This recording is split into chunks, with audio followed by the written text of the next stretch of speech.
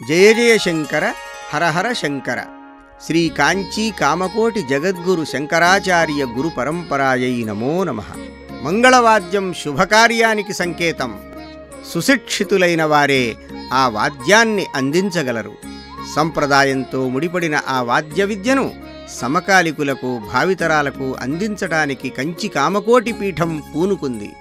కార్వేటి నగరంలో నాదస్వర పాఠశాలను నిర్వహిస్తోంది.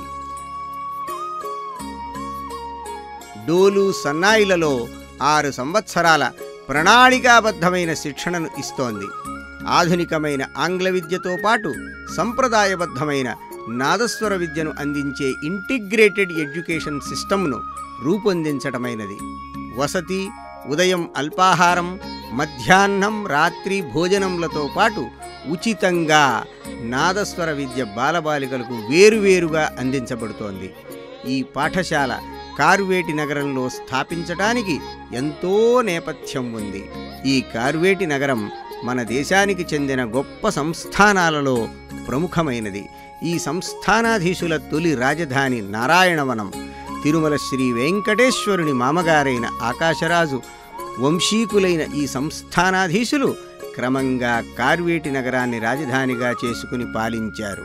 1786 సంవత్సరాల నాటి శ్రీ సదాశివేశ్వర ఆలయ శాసనం ఈ ప్రాంత పవిత్రతను, చరిత్రను తెలుపుతోంది.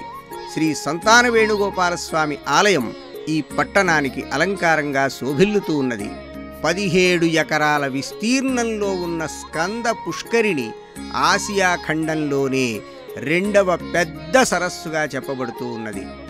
68వ కంచి కామకోటి పీఠాధీశ్వరులు శ్రీ శ్రీ శ్రీ చంద్రశేఖరేంద్ర సరస్వతీ స్వామివారు తొలిసారిగా 1932వ సంవత్సరంలో ఈ కార్వేటి నగరాన్ని సందర్శించారు.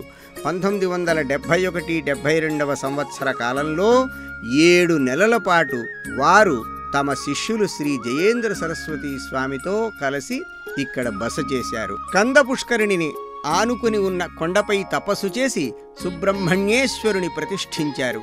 పుష్కరిణికి ఒక ప్రక్క శ్రీ కామాక్షి పాదుకలను, శ్రీ ఆదిశంకర భగవత్పాదుల పాదుకలను ప్రతిష్ఠించారు.